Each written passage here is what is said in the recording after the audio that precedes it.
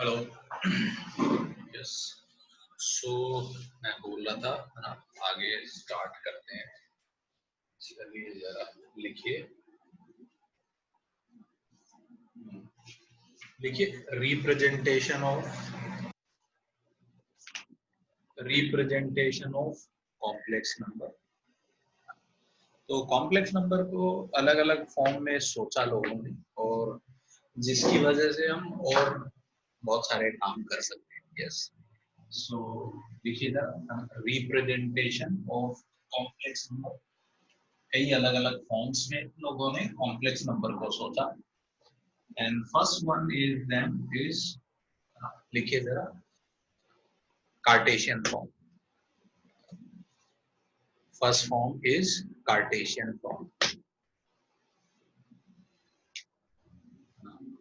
और इसके पीछे कॉन्सेप्ट क्या है मैं बताता हूं। कार्टेशियन फॉर्म, ये पहला रिप्रेजेंटेशन अपन देख रहे हैं। यस है ना भाई, बस अभी अभी स्टार्ट किया है ना भाई। लिखा अपन ने heading representation of a complex number, और उसमें पहला फॉर्म देख रहे हैं कार्टेशियन फॉर्म। तो कॉम्प्लेक्स नंबर को इस फॉर्म में सोचा जा सकता है। तो क्या थॉट है ना, मैं बताता हूँ बिल्कुल, है ना। तो किसी ने बोला है ना भाई कि हर complex number x plus iota y को मैं ऐसा सोच सकता हूँ यूनिकली, है ना भाई। It can be uniquely written as x, y, where x is what real part and y is what imaginary part। तो हर complex number x plus iota y को यूनिकली x, y की तरह सोचा जा सकता है, और हर x, y को एक प्लेन में पॉइंट की तरह सोचा जा सकता है। इसका मतलब हर x प्लस आयोटा y को एक पॉइंट की तरह सोचा जा सकता है। तो बस यही थॉट था, है ना। तो यहाँ से x प्लस आयोटा y को एक पॉइंट की तरह रिप्रेजेंट करने लगे एक प्लेन में। उस प्लेन को अपन नाम देते हैं आर्गेंड प्लेन। उसको कार्टेशियन प्लेन नहीं बोलते, उसको क्या नाम देते हैं, आर्गेंड प्लेन। तो लिखिए जरा क्या लिखेंगे, है ना भाई। Every complex number x plus iota y, लिखिए कहानी, every complex number x plus iota y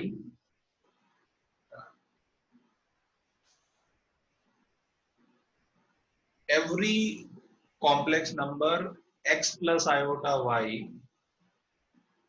can be represented as a point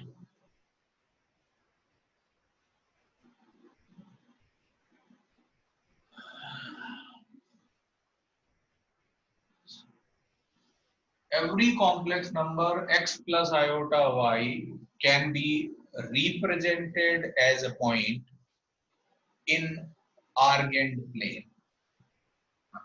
उस प्लेन को क्या नाम दिया, argand plane। yes,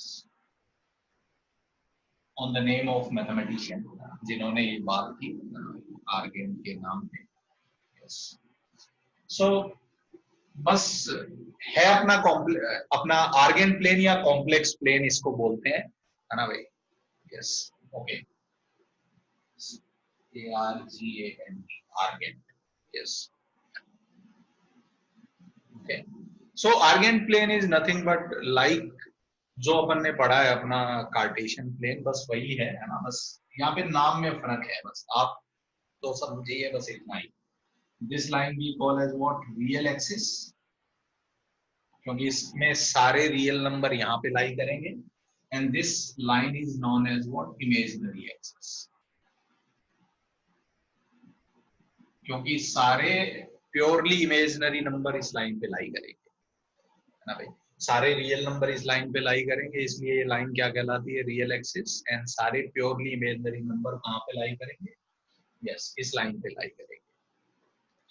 जैसे कोई बोले 1 प्लस 2 आयोटा को रिप्रेजेंट करो, यस, तो 1 प्लस 2 आयोटा कहीं यहाँ पे होगा। Yes, 1 plus 2 iota, this is nothing but 0.1, 2। Clear है सबको, है ना भाई। सो 1, 2 इज एक्चुअली 1 प्लस 2 आयोटा। तो हर कॉम्प्लेक्स नंबर के कोरस्पॉन्डिंग एक पॉइंट सोच सकते हैं, that point is x, y, या उल्टा बोल सकते हैं corresponding to every point x, y we can think of a complex number x plus iota y uniquely, unique होगा हमेशा। सही लग रहा है ये थॉट सबको?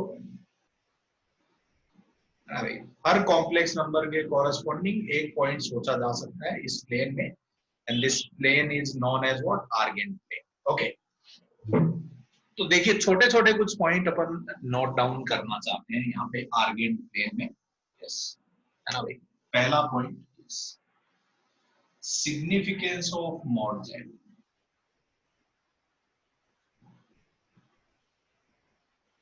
बताइए जरा, मॉड जेड का सिग्निफिकेंस अगर मैं इस प्लेन में सोचूं, यस, है ना भाई, तो if z is x plus iota y, then mod z क्या हो जाएगा, root x square plus y square. इसका मतलब क्या है, कहां से, ओरिजिन से डिस्टेंस है कि नहीं है ना भाई? It is what, distance of z from origin, है ना भाई, या origin is what, complex number 0। Okay, एक दूसरा नंबर सोचता हूं, अगर z1 आपने लिया x1 plus iota y1 and z2 लिया आपने x2 प्लस आयोटा y2, तो बेसिकली अगर आप z1 माइनस z2 देखेंगे तो क्या आ जाएगा, it is x1 minus x2 plus iota y1 minus y2। तो अगर कोई बोले z1 माइनस z2 का मॉड लिखेंगे तो it comes out to be what, क्या सिग्निफिकेंस समझ में आया मॉड z1 माइनस z2 का?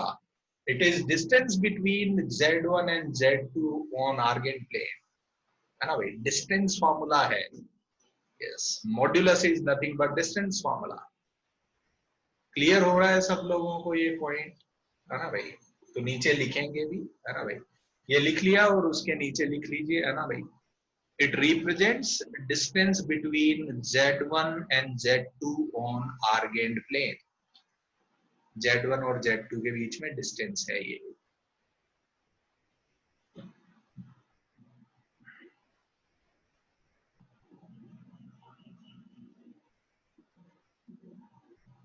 I hope this point is clear to you guys, है ना भाई? मॉड्यूलस का सिग्निफिकेंस देखा, modulus is connected to what, distance formula.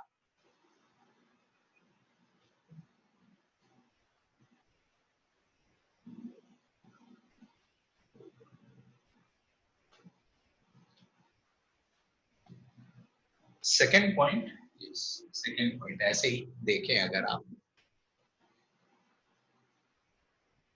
Yes, लिख लीजिए, है ना भाई, इसको ऐसे बोलेंगे, है ना, mod z1 minus z2 is what, distance between z1 and z2 on Argand plane.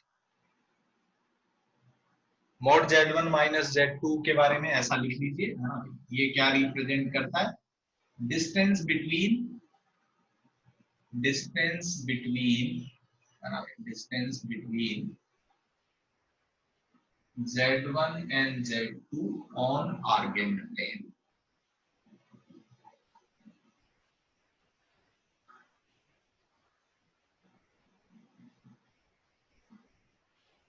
ठीक है, ओके।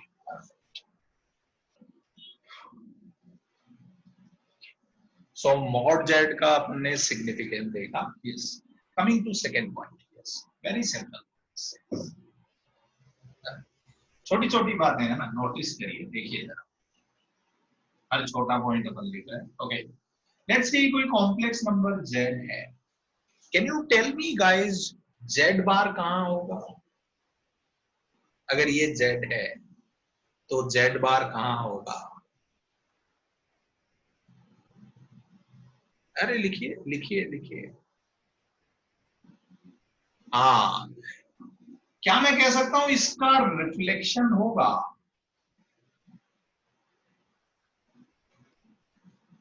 है ना भाई, about x axis. Yes yes yes, okay, perfect, very nice. Yes, बताइए इसका अगर आप रिफ्लेक्शन लें तो यहां पे एक पॉइंट माइनस जेड आएगा,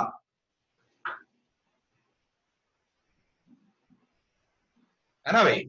इसका अगर आप रिफ्लेक्शन ले अबाउट ओरिजिन तो एक पॉइंट माइनस जेड आएगा कि नहीं आएगा, और यहाँ पे इसका रिफ्लेक्शन ले तो यहाँ पे एक पॉइंट आ जाएगा क्या, माइनस जेड का बार। यहां से भी देख सकते हैं और यहां से भी देख सकते हैं ना, कहीं से भी देखिए। तो अब अगर आप सोचे इन चारों पॉइंट को अगर मैं ज्वाइन करूं, हाँ भाई, तो ये फोटो एक रेक्टेंगल बनेगा कि नहीं बनेगा, हाँ भाई। तो क्या क्या पॉइंट मैं चाहता हूं लिखिए जरा, है ना भाई। अगर जेड का एक्स एक्सिस में, सॉरी एक्स एक्सिस नहीं बोलना चाहिए इसको, क्या बोलना चाहिए, रियल एक्सिस में। अगर जेड का रियल एक्सिस में रिफ्लेक्शन लेंगे तो क्या मिलेगा, जेड बार। इमेजिनरी एक्सिस में रिफ्लेक्शन मिलेंगे तो क्या मिलेगा, माइनस जेड बार, है ना भाई, लिख लीजिए। और ये चारों पॉइंट मिला के आपस में क्या बनाएंगे, हमेशा एक रेक्टेंगल बनाएंगे, रेक्टेंगल बनेगा।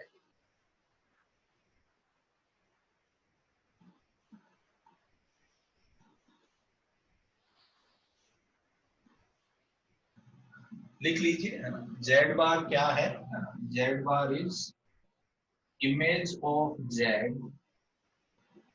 तो कभी अगर रिप्रेजेंटेशन करना हो तो ये अपने लिए यूजफुल है, image of Z about real axis. Minus Z bar is image of Z about imaginary axis. Property नहीं है, ऐसे ही पॉइंट लिख रहे हैं ना भाई, ऐसा कोई प्रॉपर्टी नहीं है ना, ऑब्जर्वेशन है ये।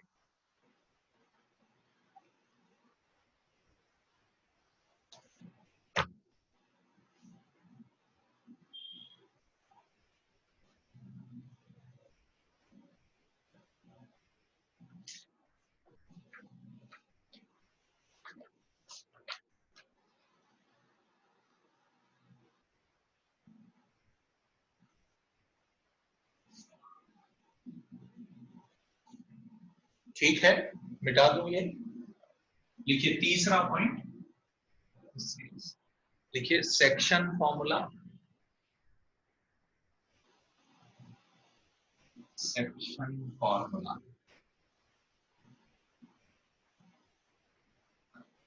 सो लेट्स से ये कोई कॉम्प्लेक्स नंबर Z1 है और ये कोई कॉम्प्लेक्स नंबर Z2 है। इसको m/n के रेशो में डिवाइड करने वाला अगर एक पॉइंट चाहिए अपने को, इंटरनली एक्सटर्नली सब चलेगा ना भाई। तो इस पॉइंट के कॉरस्पॉन्डिंग जो कॉम्प्लेक्स नंबर होगा, corresponding to this point, that point will be mz2 plus mz1 upon m plus n होगा। लिख लीजिए बिल्कुल, किस रेशियो में डिवाइड कर रहे हैं अपन, m/n, एकदम कोऑर्डिनेट ज्योमेट्री जैसा।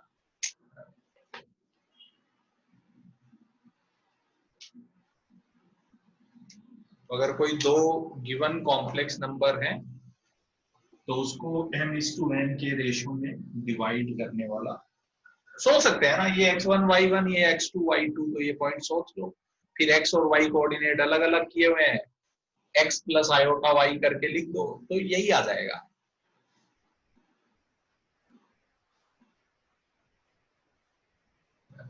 वहां पे दोनों अलग अलग करते थे, यहाँ पे एक साथ कर देंगे, और क्या,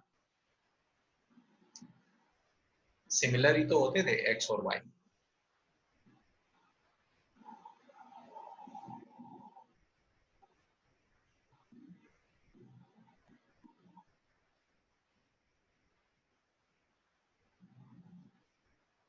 ये लिखा तो फिर आगे लिखते हैं नेक्स्ट पॉइंट। नेक्स्ट पॉइंट मैं कभी यूज नहीं करूंगा, बट ऐसे ही बता देता हूँ, ऐसे ही लिखवा देता हूँ, कभी काम वाम नहीं लेता मैं ज्यादा, हो सकता है कभी काम आ जाए, ठीक है, इसीलिए लिख लें। ओके, सो अगर ये हो रहा है तो if Z1, Z2, Z3 are vertices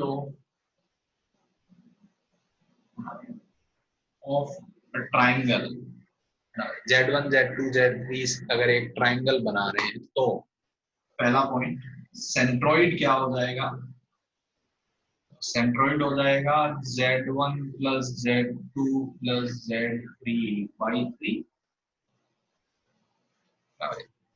कोई बोले इन सेंटर क्या हो जाएगा, इन सेंटर, इन सेंटर हो जाएगा AZ1 plus BZ2 plus CZ3 upon A plus B plus C। अब आप पूछोगे A कैसे आएगा, तो A मैं अलग से लिख देता हूं। A क्या हो जाएगा Z2 माइनस Z3 का मोड, B क्या हो जाएगा side AC Z1 minus Z3 और C क्या हो जाएगा mode Z1 minus Z। AB BC AC, यही तो होता था। This is BC, this is AC and this is AB। हाँ हाँ जो भी नंबर देना चाहो। यस, दिस इज 4 पॉइंट का पार्ट ए, पार्ट बी।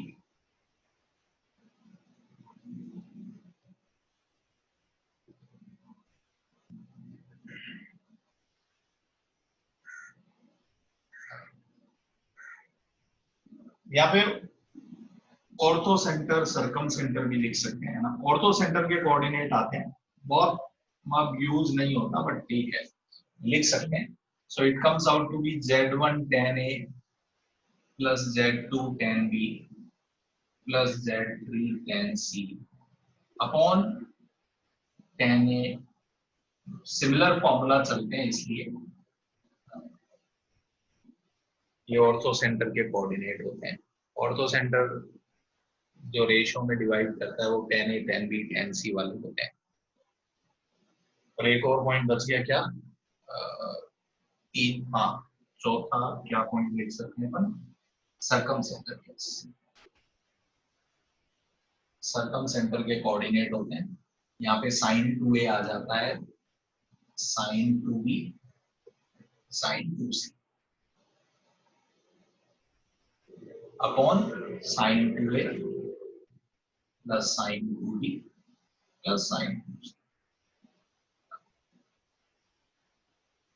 एक बच गया कौन सा, सेंट्रोइड नहीं, सारे तो हो गए, चार ही तो होते हैं कैसे, सब तो हो गए।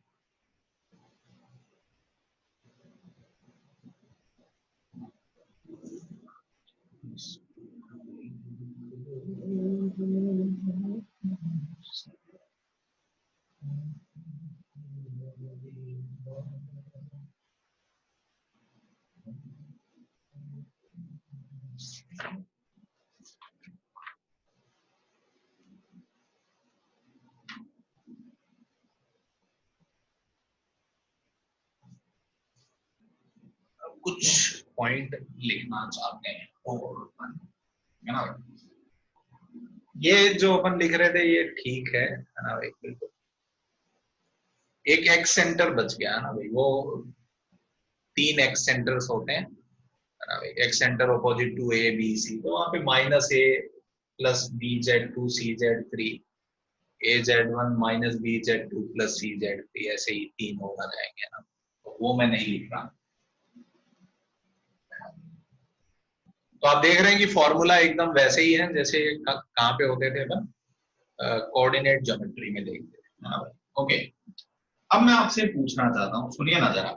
यस, नेक्स्ट जो है मेरा पॉइंट, यस उसका आंसर मैं चाहता हूँ आप लोग मुझे बताएं। यस, अगर Z1 और Z2 कोई दो फिक्स पॉइंट है ना भाई, गिवन है Z1 और Z2 कोई दो फिक्स पॉइंट है और Z3 कोई वेरिएबल पॉइंट है। Z1 और Z2 कोई दो फिक्स पॉइंट है और Z3 कोई वेरिएबल पॉइंट है। सॉरी, Z को वेरिएबल पॉइंट ले लेता हूं मैं, है ना भाई, Z कोई एक वेरिएबल पॉइंट है, ये कोई पॉइंट है Z, ये वेरी कर रहा है, ये फिक्स है। अगर Z इस कंडीशन से वेरी कर रहा है ना भाई, Z is varying but it is satisfying this condition, can you tell me locus of point Z? Can you think about it? Very nice, yes,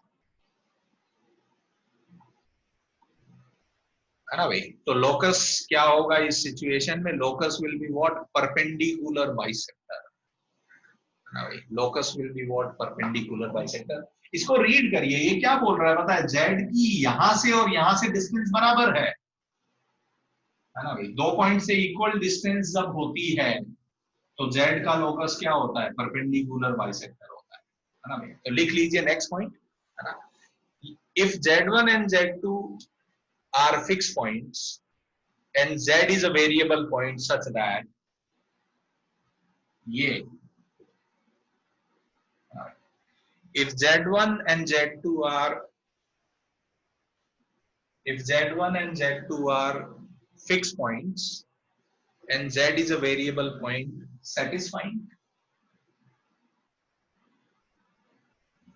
Z एक वेरिएबल पॉइंट है जो इसको सेटिस्फाई कर रहा है,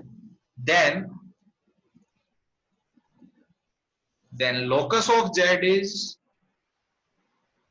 तो Z का लोकस क्या होगा, then locus of Z is perpendicular bisector of line joining Z1 Z2।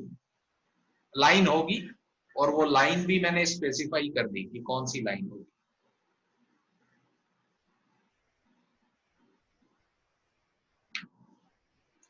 I hope this point is clear to you guys. Okay, okay. मैं ये बोल रहा हूं भाई, है ना, पॉइंट मेरा ये है ना कि if Z1 and Z2 are fixed points and Z be a variable point, Z कोई वेरिएबल पॉइंट है, सेटिस्फाइंग, इसको सेटिस्फाई कर रहा है, इस कंडीशन को, satisfying this condition, then locus of Z is perpendicular bisector of line joining Z1 and Z2।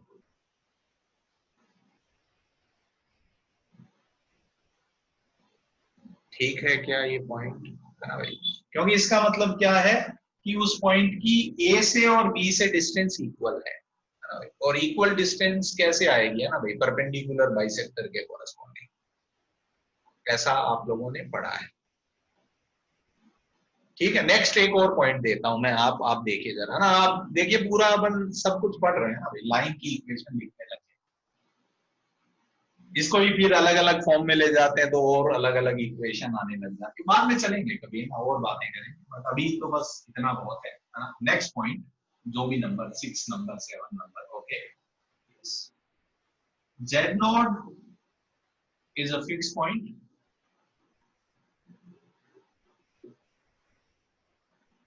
and R कोई real number है and mod Z minus Z0 equals to R। बताइए Z का locus क्या होगा।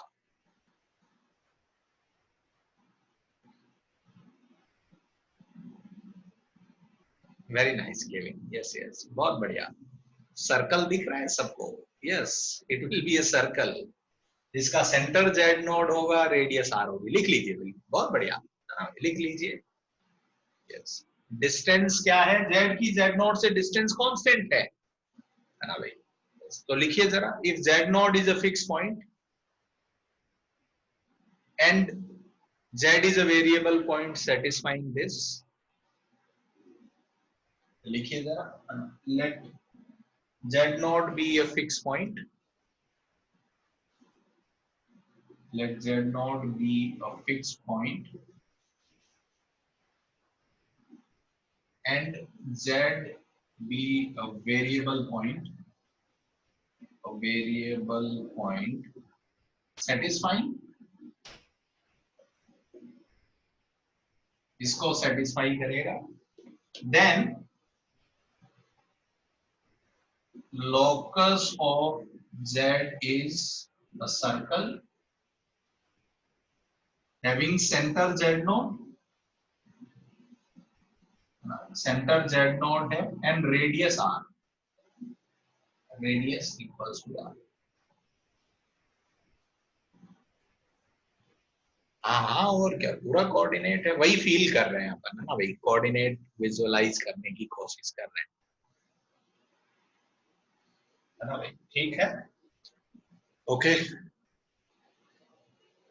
सब सब देखना है, ओके। तो ये सेंट्रल रेडियस फॉर्म आ गया है ना, बाद में और भी बहुत कुछ हो जाएगा, यस यस, ओके, नेक्स्ट लिख लीजिए बिल्कुल, ओके, जो भी पॉइंट है, नंबर में भूल गया हूं, यस यस। अब मैं ये बता नहीं रहा कि ये फिक्स पॉइंट है, इतनी पूरी कहानी नहीं लिखूंगा मैं। क्या लग रहा है ये गेम क्या चल रहा है?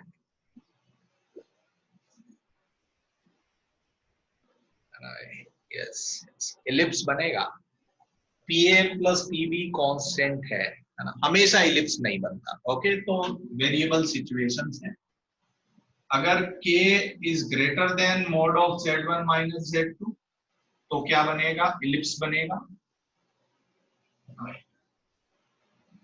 अगर k बराबर mod of z1 minus z2 तो क्या होगा, लोकस होगा, line segment, line segment z1 z2, z1 z2 जो लाइन सेगमेंट है वही होगा, बात कर सकते हैं कैसे ऐसे। और k अगर छोटा हो गया मॉड z1 माइनस z2 से, इसका मतलब नो लोकस, कुछ हो ही नहीं पाएगा, ऐसा कोई पॉइंट नहीं होगा।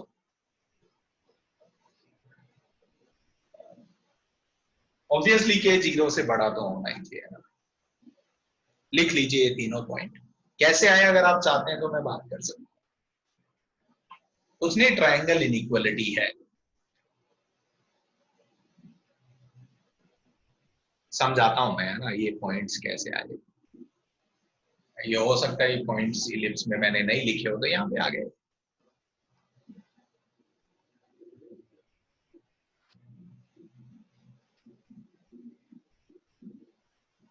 तो आइडेंटिफाई करना है अपने को, है ना भाई।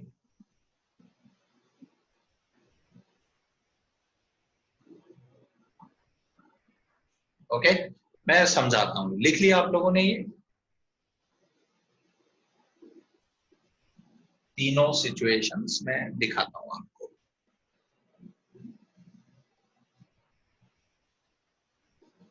एग्जाम्पल ले लेता हूं तो आपके लिए आसान होगा, है ना, देखना। हाँ हाँ, नो लोकस मतलब imaginary locus, yes yes, in this situation locus होगा नहीं, मतलब कोई ऐसा पॉइंट नहीं होगा। हाँ कॉम्प्लेक्स नहीं, कॉम्प्लेक्स को अपन कोऑर्डिनेट में ले गए भाई, है ना भाई। जेड को एक्स प्लस आयोटा वाई रख देगा तो तू कोऑर्डिनेट ज्योमेट्री में चला जाएगा, है ना भाई प्रणव, लोकस फोकस पूछ रहा है तो वहां पे कोई ऐसा पॉइंट नहीं मिलेगा।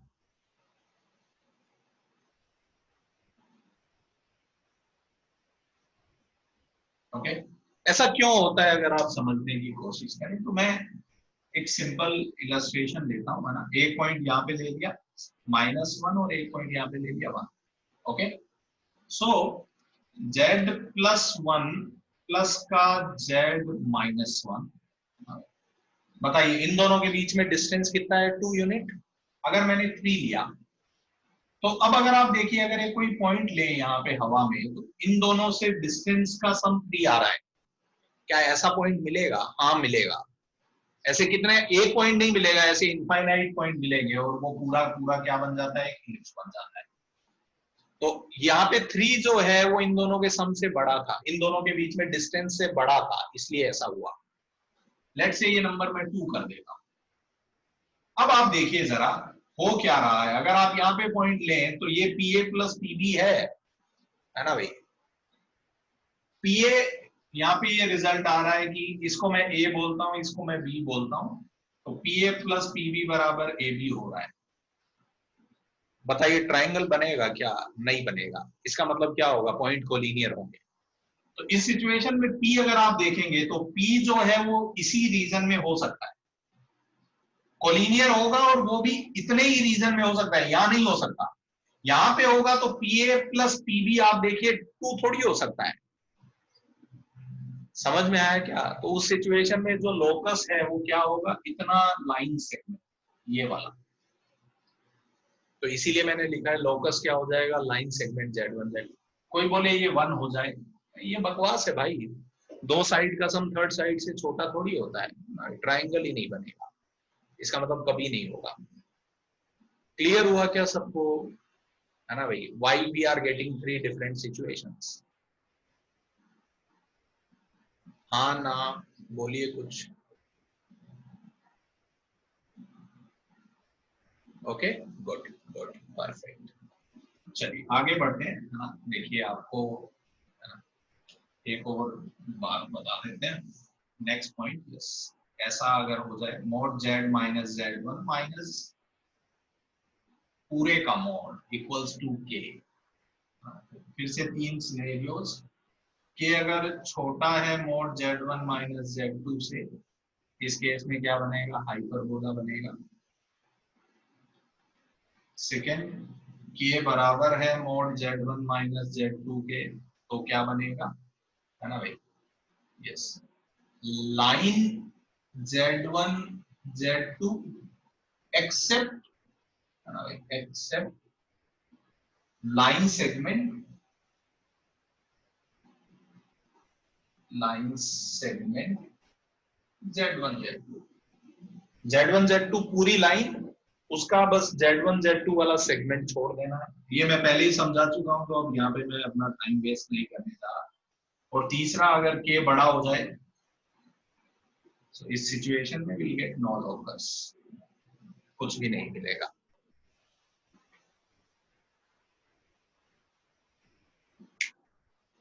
Yes yes, obviously. ओके, इसमें कहाँ लिखना चाहिए, इक्वल्स टू जीरो नहीं होना चाहिए ना, इक्वल्स टू जीरो में वो डी जनरेट हो जाएगा ना भाई, वो स्पेसिफिक सिचुएशन हो जाएगी। चलो लिख देते हैं greater than zero. Okay Monish, yes, zero हो जाएगा तो हाइपरबोला डी जनरेट होके, यस, हाइपरबोला डी जनरेट होके लाइन बन जाएगी।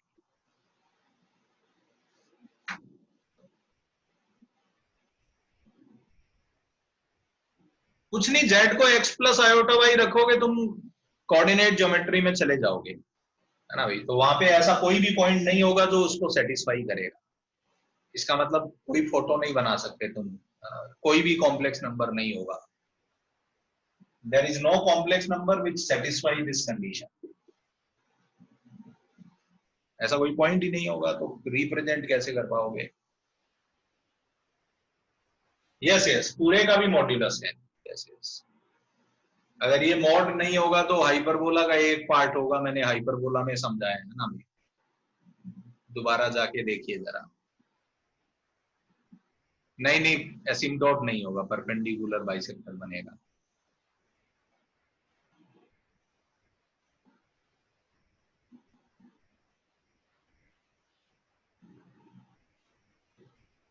है? और एक पॉइंट बस यहाँ पे मैं लिख देता हूँ, है ना, उसका कोई एक्सप्लेनेशन नहीं दे रहा अभी, मैं बाद में कभी बात करूंगा आपसे। ओके,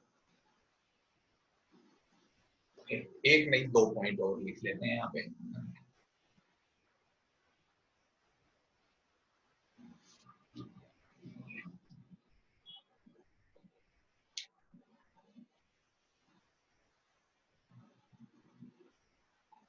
जनरल, तो यहाँ पे इलिप्स हाइपरबोला में तो ज्यादा लोड लेना नहीं है, बट सर्कल कभी कभी अपने को ज्यादा इम्पोर्टेंट हो जाता है। तो जनरल इक्वेशन ऑफ सर्कल, ये मैं लिख देना चाहता हूँ। सो जैसे वहां पे एक्स स्क्वायर प्लस वाई, जो अभी ऊपर मैंने फॉर्म लिखी, it is known as what, centre radius form. तो सेंटर रेडियस फॉर्म से अपन जनरल इक्वेशन पे जा सकते हैं, and it comes out to be like this, z z bar plus alpha z bar plus alpha bar z plus का c equals to zero, where c is real number. In general आप देखेंगे तो circle की equation जो है वो कुछ ऐसी आएगी।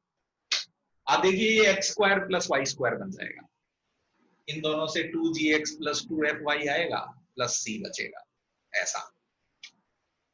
तो ऐसा ये इक्वेशन रहता है। तो सर्कल की इन जनरल इक्वेशन आप देखेंगे तो ऐसी रहती है। Yes yes, centre radius form से ही जनरेट किया जा सकता है इसको, है ना भाई। This is known as general equation. it is comparable to what x square plus y square plus 2gx plus 2fy plus c। yes, इसका जो सेंटर होता है, इसका जो सेंटर होता है वो होता है माइनस एल्फा, और इसकी जो रेडियस आती है that comes out to be root of mod alpha square minus का सी।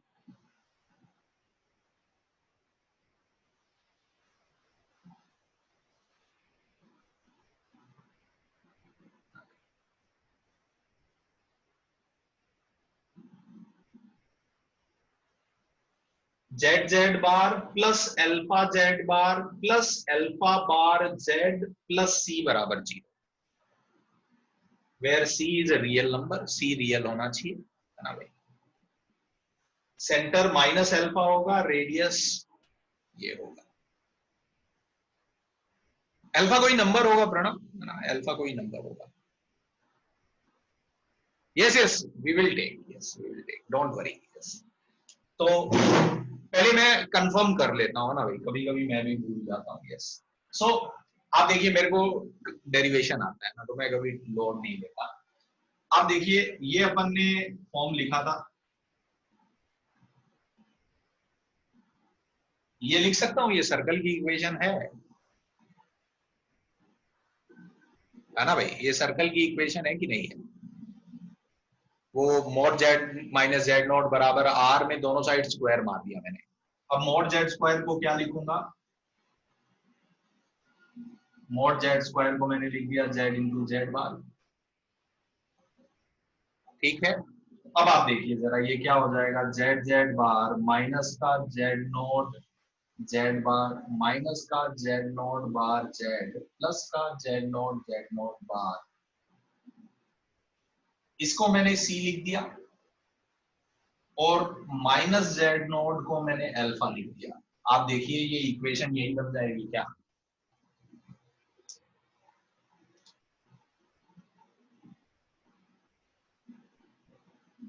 हाँ ना, सही लग रहा है क्या, है ना भाई। तो बस यहीं से कंपेयर करके, सेंटर जेड नोट था तो जेड नोट कितना हो जाएगा माइनस अल्फा, तो सेंटर क्या हो गया माइनस अल्फा, और रेडियस यहां से निकाल देंगे, है ना भाई। बिल्कुल, जेड नोट को क्या रख दो यहाँ पे, अल्फा रख दो, है ना भाई। जेड नोट को माइनस अल्फा रख दो, तो यहाँ से रेडियस आ जाएगी। सो यहाँ से आप लिख सकते हैं मॉड अल्फा स्क्वायर माइनस का आर स्क्वायर सी होगा, तो आर स्क्वायर कितना हो गया मॉड अल्फा स्क्वायर माइनस सी, तो रूट ले लो। तो ये याद रखना चाहिए, कहाँ से आया ये सब जाने दीजिए, है ना। तो आप याद रखिए, कभी कभी इस फॉर्म में लिखा जा सकता है, तो सेंटर रेडियस अपने को पता होना चाहिए। Okay, and one more point, बस एक और पॉइंट मैं लिख देता हूँ। यस, एक और सर्कल की इक्वेशन में इंटरेस्टेड है अपन, दैट इज अभी अभी अपन ने देखा, अगर mod z minus z one upon mod z minus z two is equals to k हो, और के वन नहीं है,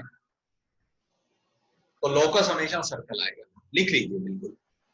if mod z minus z one upon mod z minus z two k है, और के वन नहीं है, तो लोकस हमेशा क्या आएगा, एक सर्कल आएगा। लोकस के अगर वन हो जाएगा तो परपेंडिकुलर बाइसेक्टर बन जाएगा, आप देख सकते हैं। तो अगर के वन नहीं है then locus is always a circle, and this circle is known as circle of Apollonius.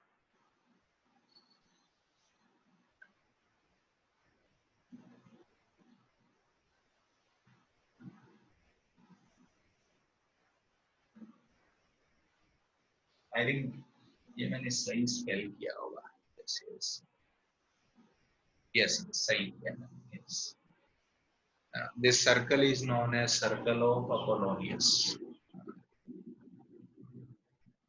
Apollonius ने 2000 साल पहले इसकी ज्योमेट्री समझाई, मैं भी कभी आपको समझाऊंगा, बाद में चलेगा। यस, ओके, सो मैंने काफी सारी बातें एक साथ लिख दी, so now let's start doing problems, है ना भाई। कुछ क्वेश्चन करते हैं।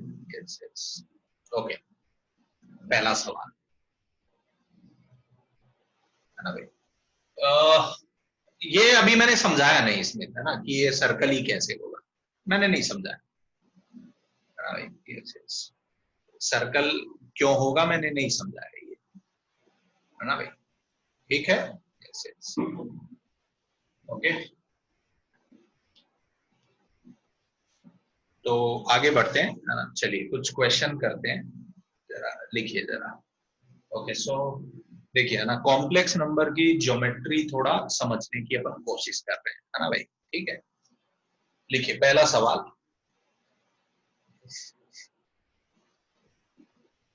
ओके, रिप्रेजेंट, पहला सवाल लिखिए, represent all complex numbers satisfying this on Argand plane. इसको सेटिस्फाई करने वाले सारे पॉइंट को रिप्रेजेंट करके बताइए आर्गेन प्लेन में।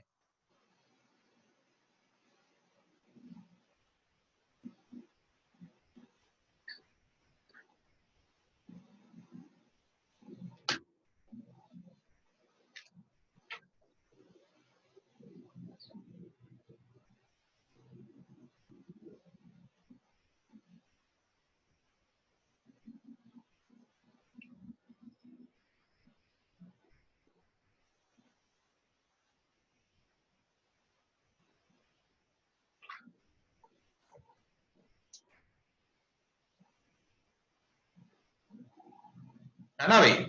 सो it will be what, a circle वो centre is origin and radius is what 5 unit. आपको याद आ रहा है, अभी थोड़ी देर पहले मैंने आपसे एक क्वेश्चन पूछा था कि अगर मोड जेड 5 होगा तो कितने कॉम्प्लेक्स नंबर होंगे, तो कुछ लोग बोले एक, कुछ लोग बोले दो, मैंने बोला इनफाइनाइट होंगे। उनका सिग्निफिकेंस क्या है, वो इस सर्कल पे लगे, इस सर्कल पे कोई भी पॉइंट उठा लो, है ना भाई, हर कॉम्प्लेक्स नंबर इसको सेटिस्फाई करेगा, है ना भाई। यस सर, लिख लीजिए बिल्कुल, है ना, ऐसा फोटो बनेगा। ठीक लग रहा है क्या जनता को? कोई कंफ्यूजन तो नहीं लग रहा, है ना। Mod z minus Z note बराबर 5, Z note is 0। Okay, second second problem. Okay, चलिए बहुत छोटे छोटे क्वेश्चन कर रहे हैं। सेकंड प्रॉब्लम लिखिए जरा। ओके, अथर क्या बोल रहे हैं, अथर आओ आओ माइक पे आओ भाई, हाथ उठाओ अथर। यस यस, हाँ बोलो बच्चे, क्या हुआ? हाँ सर, एक और बार एक्सप्लेन करो ना। ये क्या बोल रहा है बच्चे, मॉड जेड बराबर 5, इसका मतलब जेड की कहां से डिस्टेंस, ओरिजिन से। थिंक ऑफ दिस एज कुछ नहीं है, इसका मतलब 0 है ना भाई। इसका मतलब जेड की कहां से डिस्टेंस, 0 से डिस्टेंस, ये कॉम्प्लेक्स नंबर 0 है, 5 यूनिट है। तो how many numbers will be there, infinite. Clear हुआ क्या था?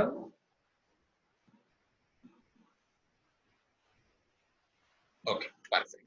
और किसी को कंफ्यूजन हो तो बताइए भाई।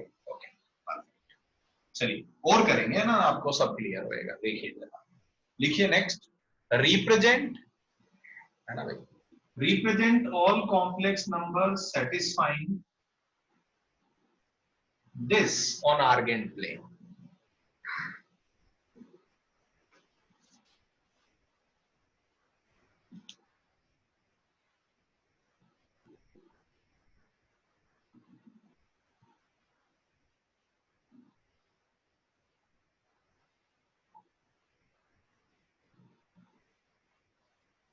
तो दो थॉट है, या तो आप कॉम्प्लेक्स के टर्म में सोच लो, या जेड को एक्स प्लस आयोटा वाई रख लो और देख लो, है ना भाई। दोनों थॉट बिल्कुल सही है ना, कभी कभी जेड को एक्स प्लस आयोटा वाई रख लेना चाहिए, है ना भाई, अगर नहीं समझे तो। समझे तो बहुत अच्छी बात है, नहीं समझे तो रख लेना चाहिए। यस, है ना भाई। So answer is what, real part of z अगर ग्रेटर देन 0 है, this is equivalent to saying कि x 0 से बड़ा होगा। यस, तो ये पूरी दुनिया अपनी है ना भाई। सो इसका आंसर क्या होगा, है ना भाई, first and fourth quadrant, first and fourth quadrant,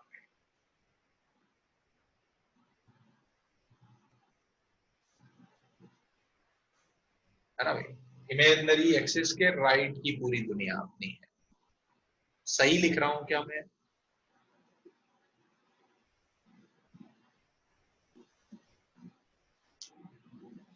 हाँ ना? ओके, क्लियर हो रहा है? ओके ओके, एक दो क्वेश्चन और लेते हैं ना, बिल्कुल। छोटे छोटे पॉइंट क्लियर कर रहे हैं। ओके, ये बताइए जरा, next, mod z minus 3 plus 4 iota. Yes, do it very carefully. Yes, because some of you will do it wrong. Yes. Represent all complex numbers satisfying this on Argand plane. सारे complex number जो इसको satisfy करें वो represent करके बताइए।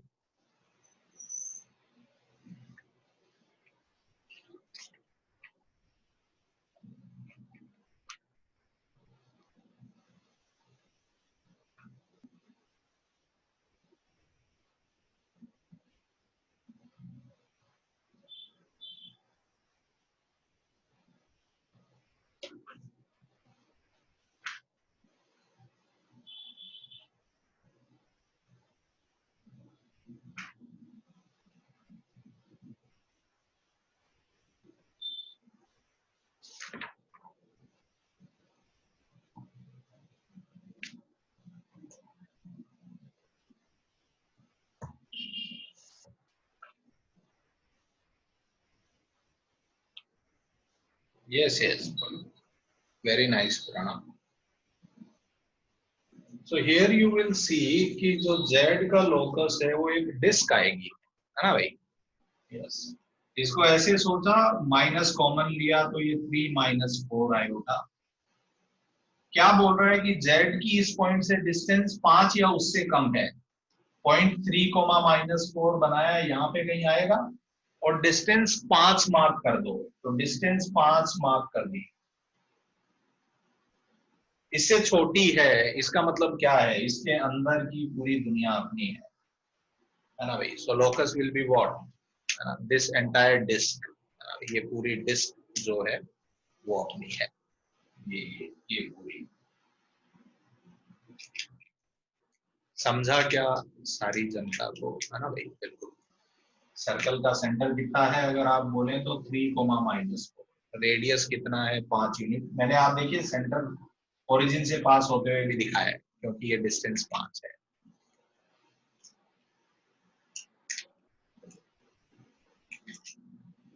ठीक है क्या? कोई कंफ्यूजन है तो बताइए, आगे बढ़े। समझा जनता को ये?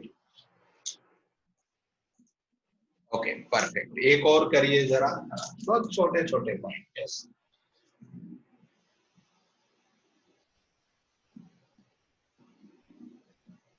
represent all complex numbers satisfying this on Argand plane। करिए जरा। अगर यहाँ पे मैं ग्रेटर देन इक्वल्स टू कर देता पिछले क्वेश्चन में तो क्या हो जाता, सर्कल के बाहर की दुनिया, है ना, वो सन बन जाता, है ना भाई। सर्कल बना के बाहर का पूरा रीजन अपना होता।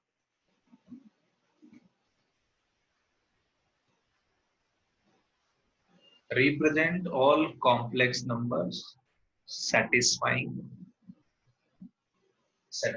this on Argand plane।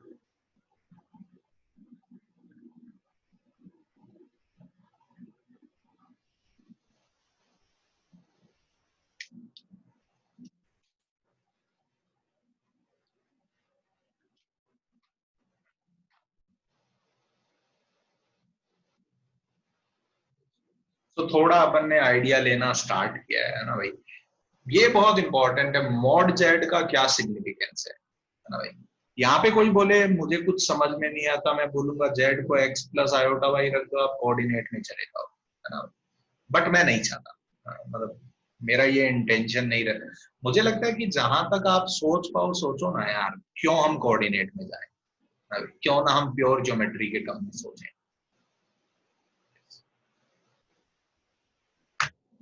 है ना भाई। तो ये क्या कह रहा है, अगर इसको अगर आप रीड करें तो yes, है ना भाई, ये क्या कह रहा है पता है, जेड की 1 से डिस्टेंस निकालनी है और ये कहां से निकालनी है 3 से, तो 2 पॉइंट मैंने मार्क कर दिए, है ना भाई। जेड की 1 से और जेड की 3 से डिस्टेंस, ओके। अब ये बोल रहा है कि ज्यादा होनी चाहिए, तो पहले बराबर कर देते हैं। बराबर कहां पे होगी, अपने को पता है परपेंडिकुलर बाइसेक्टर पे होगी। So this line is what, real part of Z बराबर 2। This line is what, real part of Z बराबर 2, ऐसा लिख सकते हैं। एक्स बराबर 2 को ऐसा लिखा जा सकता है ना भाई। अब अपने को किससे डिस्टेंस ज्यादा चाहिए, 1 से। 1 से डिस्टेंस ज्यादा चाहिए, तो ये दुनिया अपनी है। तो इसका लोकस अगर लिखना चाहेंगे तो ये होगा, real part of Z should be greater than, और सॉल्व करेंगे और दिखाएंगे तो फोटो में ऐसा दिखेगा। कोई बोले सॉल्व कैसे कर सकते हैं, ये कैसे आएगा, तो जेड को एक्स प्लस आयोटा वाई रख दो। देखो जरा, एक्स प्लस आयोटा वाई रखोगे तो ये कितना हो जाएगा, रूट ऑफ एक्स माइनस 3 का square plus y square greater than root of x minus 1 का square plus y square. Open कर दो, x square plus y square minus का 6x plus 9 greater than x square plus y square minus का 2x plus का 1। ये cancel out हो गया, square भी कर दिया मैंने दोनों साइड, और इसको इधर ले आते नहीं, उसको उधर ले जाते हैं। 9 माइनस 1, 9 माइनस 1 8, 4x। ये तो कुछ लोचा हो गया क्या, सॉरी उल्टा साइन था ये, मैं गलत सॉल्व कर रहा हूँ भाई, मुझे लगा मैं गलत आंसर क्यों आ रहा है। तो यहाँ से आप देखेंगे तो x 2 से बड़ा होना चाहिए, x 2 से, x is what, real part of z, ऐसा लिख सकते हैं। तो एक्चुअली वो देखेंगे आप, आंसर ऐसा लिखा होगा, है ना भाई। तो अपने को समझ में आना चाहिए, x is nothing but what, real part of z।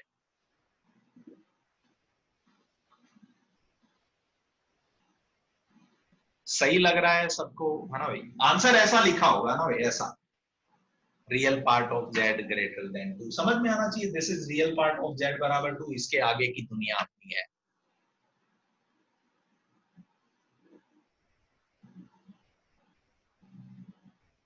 Yes Lokesh, मैंने ये सोचा भाई कि इसका मतलब कहां से डिस्टेंस है 1 से, इसका मतलब कहां से डिस्टेंस है 3 से। ये बोल रहे हैं ज्यादा होना चाहिए, मैंने बोला पहले बराबर मार्क कर दो, बराबर यहाँ पे होएगी। अब बताओ, 1 से डिस्टेंस ज्यादा चाहिए, तो इधर हो सकते हैं कि इधर हो सकते हैं, तो लगा इधर होना चाहिए, क्योंकि इधर, इधर तो बराबर है, इधर जाएंगे तो 3 से डिस्टेंस कम है, 1 से ज्यादा है, तो ये पूरी दुनिया अपनी हो गई भाई। क्लियर हुआ क्या Lokesh? Okay good good good, समझा क्या ये लोगों को? अच्छा, एक क्वेश्चन अभी अभी करके आए थे, हाँ देखिए जरा, अब आप कर पाए तो एक दो क्वेश्चन कर लेते हैं, बस खत्म करते हैं, है ना भाई। बाद में और अच्छे क्वेश्चन करेंगे अभी। ये क्वेश्चन किया था अभी अभी अपन ने, यस, अपन ने बोला था कि दिखाओ भाई Z1 by Z2 purely imaginary होगा, can you do that now using geometry, simple geometry, दिखाइए जरा, show that Z1 by Z2 is purely imaginary। करिए ना, ज्योमेट्रिकली ट्राई करिए ना इस क्वेश्चन को।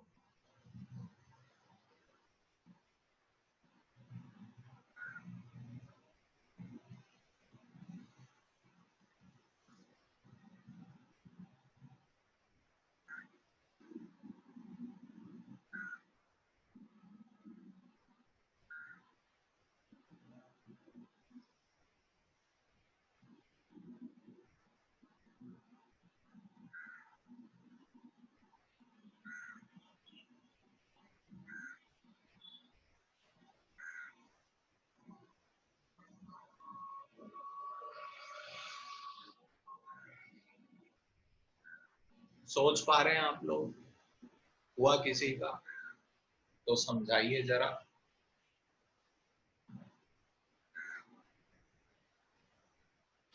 यस के वेरी गुड, वेरी गुड। आप देखिए अब चीजें मिक्स हो रही है हाँ भाई, अब चीजें मिक्स होने लग गई है। तो कोई बोले इस क्वेश्चन को कैसे करना चाहिए, कैसे भी जो आपका मन करिए, है ना?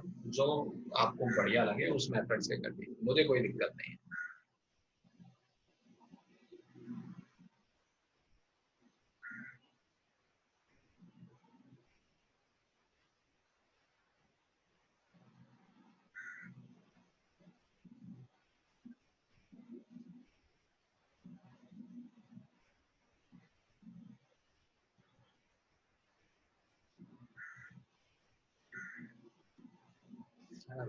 So how I think, yes, तो मुझे Z1 बाई Z2 चाहिए, है ना भाई। सो व्हाट आई डू, दोनों साइड मैं मॉड Z2 से डिवाइड करता हूं, या आप बोलोगे Z2 कॉमन ले लो, so it becomes,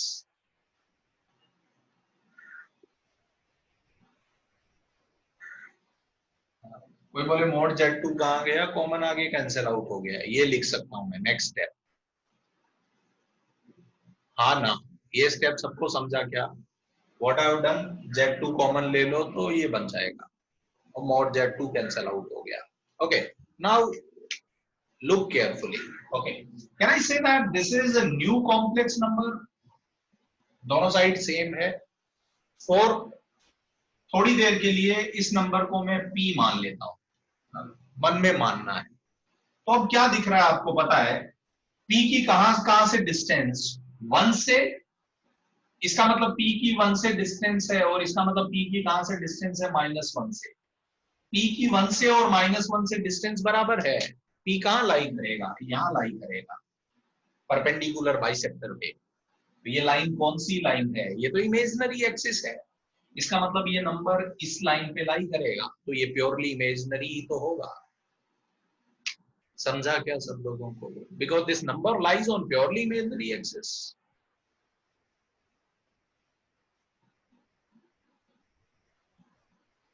Is this clear to you guys now? Yes, very simple. Yes, very good, very good. Okay, let's do one more problem. This problem was asked. Yes, yes. This problem was asked in, yes, JEE Mains. अच्छा ये नहीं समझा, okay सुनो भाई, ये step समझा क्या यहां तक, कैसे आया, Z2 से डिवाइड कर दो, ओके, ग्राफ वाला पार्ट, ओके ठीक है, ठीक है, Z2 से डिवाइड किया, ठीक है। अब सुनो जरा, इस नंबर को थोड़ी देर के लिए मैंने P मान लिया अपने मन में, is that fine with you, okay. Now what it is saying, mod P minus 1 equals to mod P plus 1, इसका मतलब क्या है, P की कहां से डिस्टेंस, 1 से, इसका मतलब P की -1 से डिस्टेंस बराबर है, तो ये क्या फॉर्म आ गया, मोड Z माइनस Z1 बराबर मोड Z माइनस Z2, तो P का लोकस क्या होगा, परपेंडिकुलर बाइसेक्टर, तो इसका मतलब P इस लाइन पे लाई करेगा, यहां से और यहां से डिस्टेंस बराबर है, यस। इसका मतलब P अगर इस लाइन पे लाई करेगा, तो इस लाइन पे कौन से नंबर लाई करते हैं, purely imaginary, yes, so P is purely imaginary, so P is actually Z1 by Z2। समझा क्या सार्थक, मेगा, गुड गुड गुड। चलिए भाई आगे बढ़ा जाए, एक एक एक क्वेश्चन ये और करते हैं। This question was asked in JEE Mains, बहुत लल्लू सवाल, अरे उनका क्वेश्चन ये था, how many complex numbers will be there which satisfy,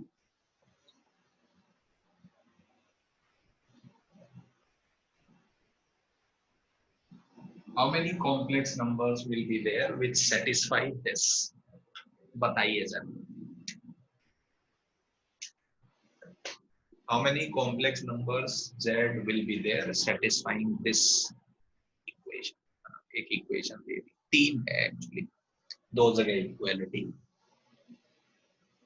how many complex numbers will be there satisfying this, और अगर आप मुझे उसका सिग्निफिकेंस बता पाए, फोटो में क्या मतलब है, तो मुझे ज्यादा खुशी होगी।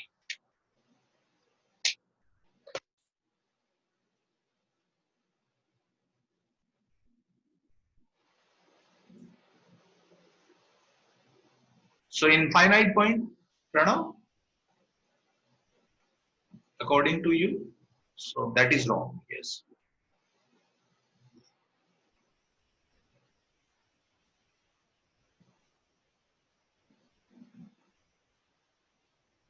तन्मय गलत है, केविन सही है. Kevin, can you tell me that point?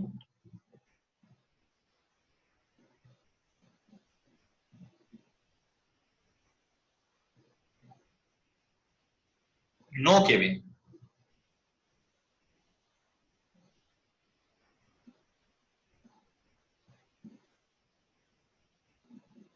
Yes, but that point is not what you are saying.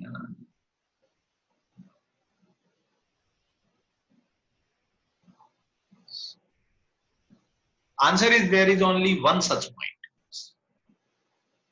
एक point होगा खाली.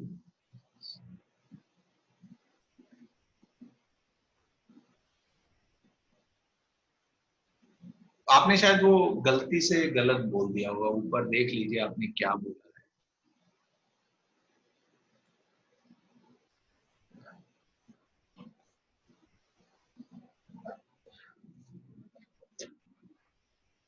Yes. So answer is there is only one such point. Yes. Yes. And it's yes. Yes. Now it is correct. Yes. So basically अगर आप ये question देखें तो ये question क्या कह रहा है पता है. ये क्वेश्चन ये रीड कर रहा है कि z की 0 से डिस्टेंस, z की 1 से डिस्टेंस और z की आयोटा से डिस्टेंस बराबर हो. तो अगर 3 पॉइंट से इक्वल डिस्टेंस चाहिए अपने को, है ना भाई, तो दुनिया में खाली एक पॉइंट होता है. वो कौन सा होता है? सरकम सेंटर.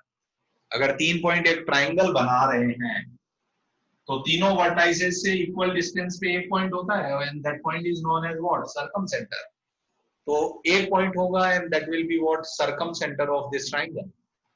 और ये राइट एंगल ट्राइंगल बन रहा है, तो राइट एंगल ट्राइंगल में आपको पता है सरकम सेंटर क्या होता है? Midpoint of hypo. तो इसका मिड पॉइंट बताइए क्या हो जाएगा? 1 plus iota by 2. Answer is there is only one point and that is 1 plus iota by 2. और उसका सिग्निफिकेंस क्या है? It is circumcentre of triangle whose vertices are 0, 1 and iota.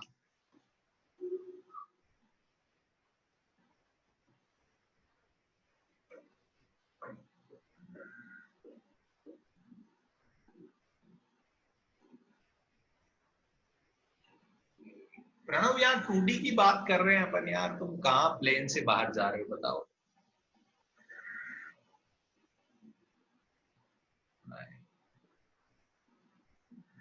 3D में भी चले जाओगे तो भी तो एक पॉइंट ही होगा यार.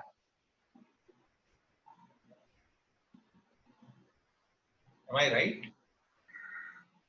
हाँ, दुनिया में कोई भी 3 पॉइंट ले लो, वो हमेशा कोप्लेनर होते हैं. 3 पॉइंट हमेशा कोप्लेनर होते हैं. सोच के देखना Pranav. Because triangle is a planar figure. कोई भी 3 पॉइंट ले ले कहीं भी हवा में, वो हमेशा ट्राइंगल बन जाएगा. अरे 3 पॉइंट 3 डायमेंशन में होते ही नहीं है भाई, 2 डायमेंशन में होते हैं हमेशा. नया प्लेन डिफाइन कर ले.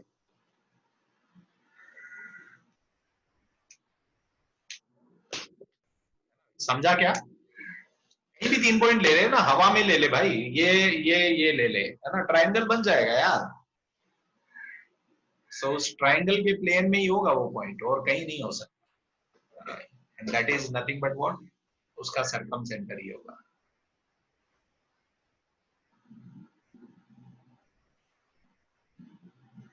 Okay okay, nice. I got your point. I got your point. Yes yes, you are correct. Yes. उस सिचुएशन में you are saying about this line.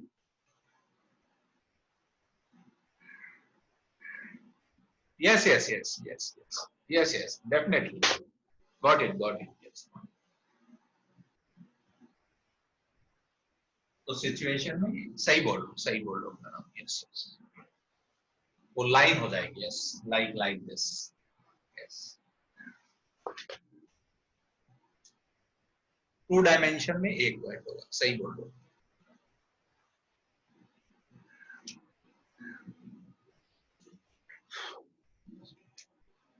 Good good good. Yes. Clear है ये, है ना भाई? कोई कंफ्यूजन इस क्वेश्चन में किसी को नहीं? तो खत्म किया जाए, है ना भाई? आप लोगों का लेक्चर का टाइम हो गया, नेक्स्ट लेक्चर। यस, धन्यवाद, है ना? अपना कल लेक्चर है, उसमें हाइपरबोला डिस्कस करेंगे, है ना भाई? एक्सरसाइज 1A 1B जितना पूछना हो पूछिए, ठीक है? और उसके बाद फिर से कॉम्प्लेक्स नंबर कंटिन्यू करेंगे, ठीक है? चलिए, धन्यवाद।